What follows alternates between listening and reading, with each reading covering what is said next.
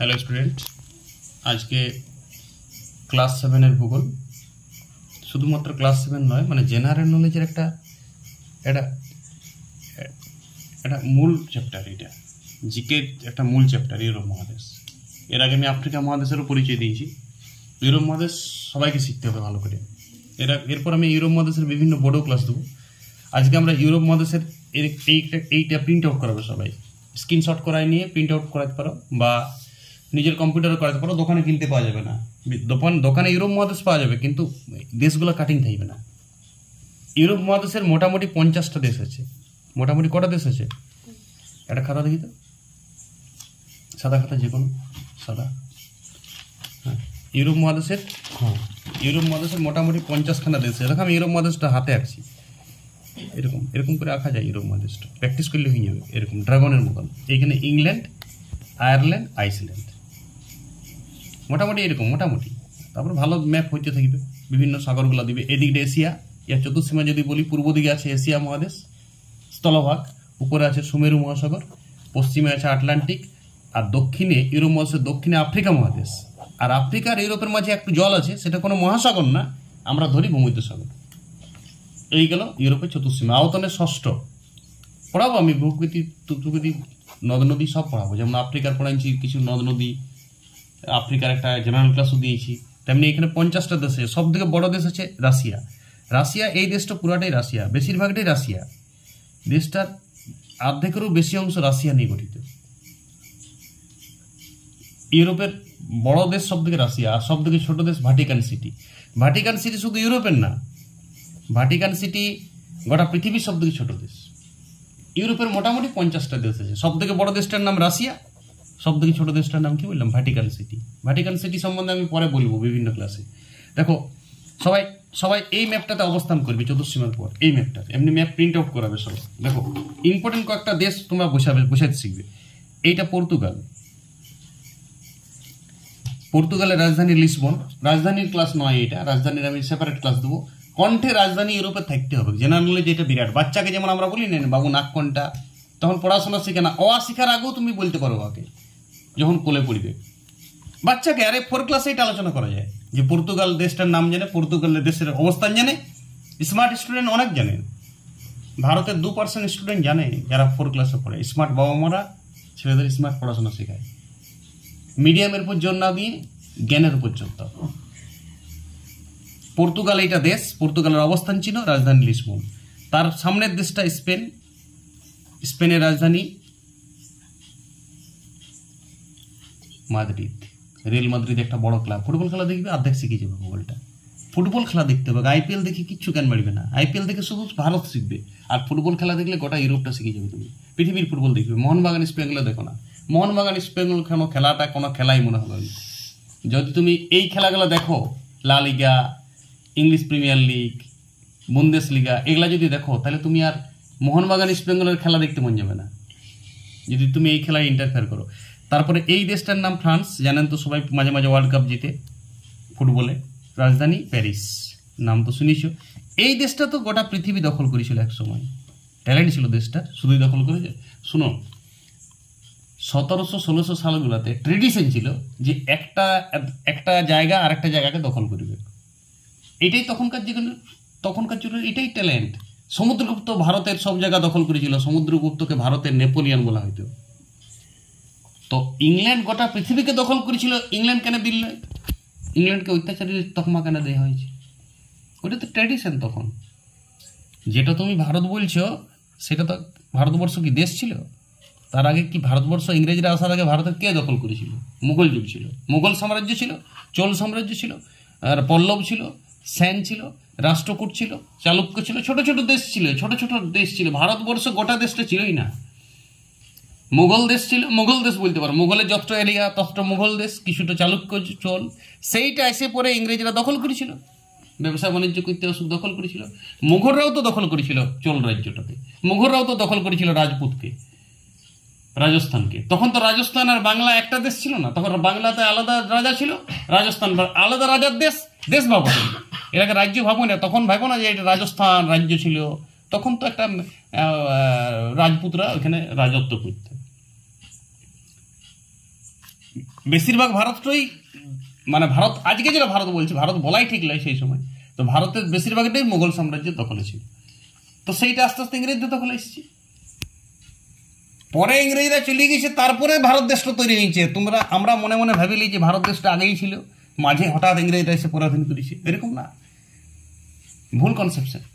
আসল কনসেপশন হচ্ছে ইংরেজরা যাওয়ার পর ভারত দেশটা তৈরি হয়েছে, তার আগে এই দেশটা তো টোটালটা ভারত বলাই হতো না। মুঘল সাম্রাজ্য, চোল সাম্রাজ্য, বাংলা, পাল সাম্রাজ্য, সেন সাম্রাজ্য, পল্লব যুগ, এইসব ছিল।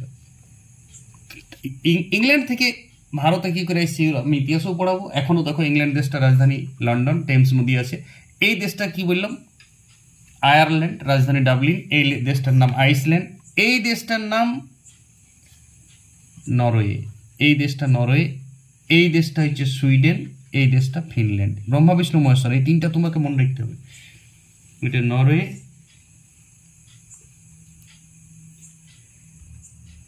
এটা নরওয়ে, এটা সুইডেন, আর এটা ফিনল্যান্ড।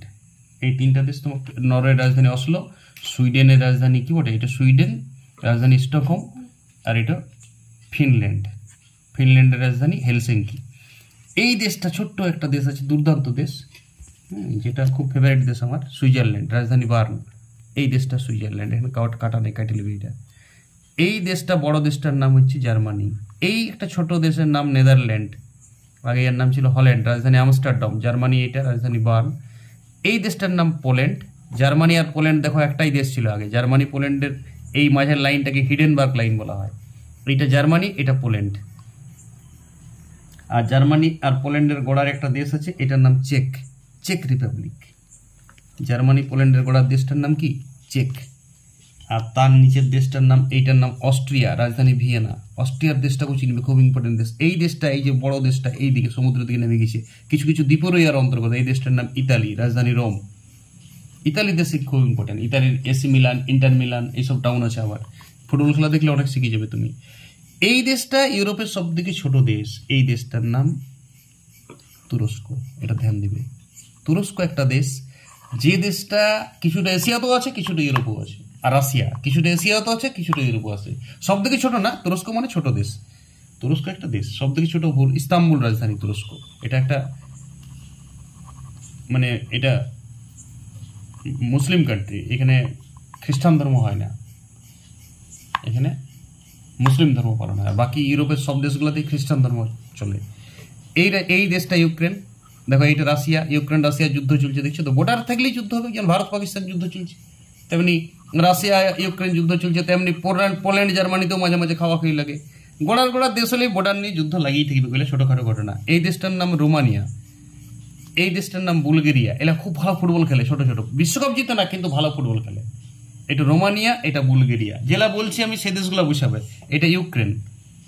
আর একটা কি দেশ বলেছিলাম, ক্রোয়েশিয়া। এই দেশটা হচ্ছে ক্রোয়েশিয়া। এই দেশটা ছোট্ট একটা দেশ আছে, কিন্তু ক্রোয়েশিয়া, এইখানটাতে ক্রোয়েশিয়া আছে।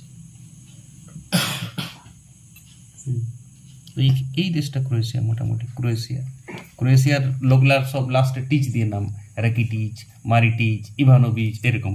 আর এই পোল্যান্ডের লোকলা দেখবে ফুটবল খেলে, পোল্যান্ড দেশটা বিশ্বকাপে খেলে, দেখবে প্লেয়ারগুলো যখন 11 জন দেবে, দেখবে 11 জনের লাস্টকে এসকে ওয়াই আছে, টোটোস্কি, লিভানোডস্কি, এরকম এসকে ওয়াই দিয়ে নাম। মানে নামটা দেখলেই তুমি বুঝে যাবে এরা পোল্যান্ডের লোক, ঠিক আছে। এটা ইউক্রেনও ফুটবল খেলে। ক্রোয়েশিয়া তো সব ইভানোভিচ, রাকিটিচ, এইসব, ঠিক আছে। ক্রোয়েশিয়া ভালো ফুটবল খেলে, মাঝে মাঝে ক্রোয়েশিয়া ফাইনাল ওঠে। আর এখানে বেলজিয়াম বলে একটা দেশ আছে, দেখো বেলজিয়াম। বুলগেরিয়া রোমানিয়া তো খোঁজা পাই গেছে, বেলজিয়াম বলে একটা দেশ আছে, বেলজিয়াম ভালো ফুটবল খেলে। এইটা লাটভিয়া, উপরের দেশগুলোকে একটু বোঝাবে। এটা লাটভিয়া, ইউরোপের লাটভিয়া বলে একটা দেশ আছে, ঠিক আছে। লাটভিয়া দেশটা একটু বোঝাবে। মোটামুটি 50টা দেশের মধ্যে তুমি যে নামগুলো আমি বললাম, সেই দেশগুলো সবাই পয়েন্টিং করবে, বোঝাবে, রাজধানী শিখে নেবে সাথে সাথে, ঠিক আছে। সব দেশগুলোর রাজধানী, ইতালির রাজধানী রোম।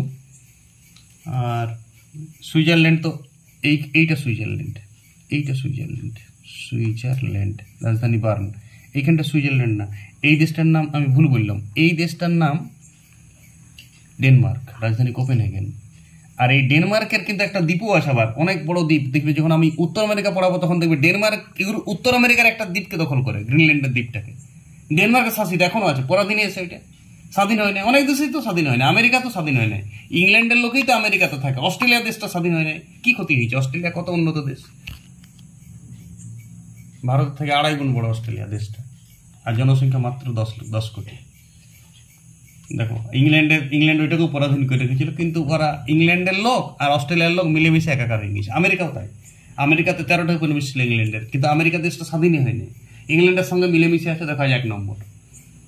স্বাধীন তো ভারত একমাত্র, মানে ভারত ভূখণ্ডটা যেটা ভারত বলছি এখন, সেই ভূখণ্ডটা শুধু ইংরেজিকে তাড়ানো করেছে। আর আফ্রিকার কয়েকটা দেশ স্বাধীন হয়েছে, যারা স্বাধীন হয়েছে তাদেরই অবস্থা খুব খারাপ, মানে অত অর্থনীতিতে অনেক পিছায়। ঠিক আছে, বাকি ইংল্যান্ড আর ওই দেশগুলো মিলেমিশে একাকার হয়ে গেছে। ঠিক আছে, সেটা ঐতিহাসিক ব্যাপার, ইতিহাস যখন পড়াবো তখন আলোচনা হবে আরো। মোটামুটি ইউরোপের এই সব দেশগুলো সবাই ম্যাপে বসাবে এবং সবারই রাজধানীর সাথে একটা ছক করবে আর রাজধানী বসাবে। আর শুনো, এই দেশের পয়েন্টিং শিখো, দেশের পয়েন্টিং শিখতে হবে। অন্তত ফ্রান্স, স্পেন, জার্মানি এই দেশগুলোর অবস্থান শিখো। নেদারল্যান্ড, ইতালি, এগুলো খুব ব্র্যান্ড দেশ। ইউক্রেন, রাশিয়া, তুরস্ক খুব ঐতিহাসিক প্রেক্ষাপট আছে। সুইজারল্যান্ড, এদিকে নরওয়ে, সুইডেন, ফিনল্যান্ড আর ডেনমার্ক, এলা শিখতেই হোক তোমাকে। অবস্থান একদম গোটা ইউরোপ মহাদেশের অবস্থান শিখতে পারলে খুব বেটার। প্রতিটা দেশ, এটা ক্লাস 5 থেকে শুরু করতে পারো সবাই, 7-এ তো সিলেবাস আছে। 5-4 এর বাচ্চারাও করতে পারো, রাজধানীর নাম, রাজ্যের নাম, ওরা মুখে মুখে, ওরা দেশ নাই চিনুক, অনেকেই ইন্টারেস্ট থাকলে এই ম্যাপ পয়েন্টিং করতে পারে। সবার খুব কাজে দিবে, ক্লাসটা সবাই সিরিয়াস নেবে আর নিজে ম্যাপ পয়েন্টিং করবে। এরপর আমি ইউরোপ মহাদেশের ভূপ্রকৃতি, ইউরোপ মহাদেশের নদ নদী, ইউরোপ মহাদেশের বিভিন্ন শিল্পাঞ্চল, হ্যাঁ, লন্ডনের, ইংল্যান্ডের একটা আলাদা ক্লাস, জার্মানির আলাদা ক্লাস, পোল্যান্ডের জার্মানির যুদ্ধের কারণ বলবো, মাঝে মাঝে আমি রাশিয়া ইউক্রেনের যুদ্ধের কারণও বলবো। ইন্টারেস্ট নেবে এগুলো সব আউট নলেজ বাড়াইতে হবে। হ্যাঁ, ইতালির প্রেক্ষাপট, এখানে একটা ছোট্ট দেশ আছে গ্রিস, আমি বলতে ফেলে গেলাম, খুব ইম্পর্টেন্ট দেশ। এই দেশটার নাম গ্রিস। গ্রিস তো খুব ঐতিহাসিক প্রেক্ষাপট আছে। গ্রিস তো ইতিহাসে মানে নবজাগরণের একটা মানে পীঠস্থান গ্রিস। অলিম্পিক খেলা প্রথম গ্রিসে চালু হয়েছে। গ্রিসের রাজধানী এথেন্স। এই দেশগুলোর নাম করবে। ঠিক আছে, আলবেনিয়া উপরে, গ্রিসের উপরে একটা দেশ আছে আলবেনিয়া বলে এইখানটায়। ঠিক আছে, আলবেনিয়া। হাঙ্গেরি দেশটা খুব ইম্পর্টেন্ট, ভালো ফুটবল খেলে। অস্ট্রিয়ার কাছে আছে হাঙ্গেরি। রোমানিয়ার উপরটা, এই রোমানিয়া, এই দেশটার নাম হাঙ্গেরি, রাজধানী বুদাপেস্ট। হাঙ্গেরি হেভি ফুটবল খেলে। হাঙ্গেরি ওয়ার্ল্ড কাপের সেমিফাইনালে খেলেছে অনেক আগে। এই দেশটার নাম স্লোভাকিয়া। চেক দেশটা এখন 2 ভাগে ভাগ হয়ে গেছে। এইটা চেকোস্লোভাকিয়া দেশ ছিল, এইটা চেক হয়ে গেছে, রাজধানী প্রাগ। আর এই উপরটা, হাঙ্গেরির উপরটাকে বলা হয় স্লোভাকিয়া। স্লোভাকিয়া দেশটাও খুব ইম্পর্টেন্ট, ফুটবল হেভি খেলে। স্লোভাকিয়া খুব ভালো দেশ। আগে একসাথে দেশটা ছিল চেক আর স্লোভাকিয়ার মাঝে মাঝে যুদ্ধ হয়। জার্মানি পোল্যান্ডের মাঝের লাইনটাকে কি বলা হয়? হিডেনবার্গ। যে পাশাপাশি দেশ হইলেই তো বিভিন্ন ধরনের জমি বিবাদ, জল বিবাদ চলতে লেগবে। পাশাপাশি দেশেই যুদ্ধ লাগার চান্সটা বেশি। প্রতিবেশী দেশ হলেই, এবং একই দেশ যদি ভাগ হয়ে গেছে তাদের যুদ্ধটা আরো বেশি লাগে। শুধু ভারত পাকিস্তান হয় না, গোটা পৃথিবীতে চলছে এই ট্রেডটা। ভারত পাকিস্তানও হয় মাঝে মাঝে, মেলও হয়, যুদ্ধ হয়। ওইগুলো নিয়ে সিরিয়াস কিছু নাই। ঠিক আছে, ছোটখাটো ঘটনা ভাবতে সব। দেশ, তুরস্ক, পাকিস্তান খারাপ, ভারত খারাপ, এমনি কিছু না। রাজনৈতিক প্রেক্ষাপট গোটা পৃথিবীতে এই জিনিসটা চলে আসছে। আমরা ছোট জানি কম, তখন ভারত পাকিস্তান নিয়ে পড়ে থাকি। যদি গোটা পৃথিবীর কথা জানি তখন ভারত পাকিস্তানের বিরাট ব্যাপার মনে হবে না, ছোটখাটো মনে হবে। ঠিক আছে, অস্ট্রিয়ার রাজধানী ভিয়েনা, এটা খুব ইম্পর্টেন্ট। মোটামুটি আমি যে দেশগুলো বললাম সেটা ইতিহাসও কাজে দিবে, ভূগোলও কাজে দিবে। 9-এর ইতিহাস পড়তে খুব কাজে দিবে। যদি তুমি 9-এর ইতিহাসটা পড়ো, গোটাটাই বিদেশের ইতিহাস। ওকে, আশা করি সবাই নিজের ম্যাপ পয়েন্টিং করবে। এটা আমার ইউরোপ মহাদেশের 1 নম্বর ক্লাস। এরপরে ইউরোপ মহাদেশের আরো অনেক ক্লাস আসবে। ভালো থাকবে সবাই। ওকে।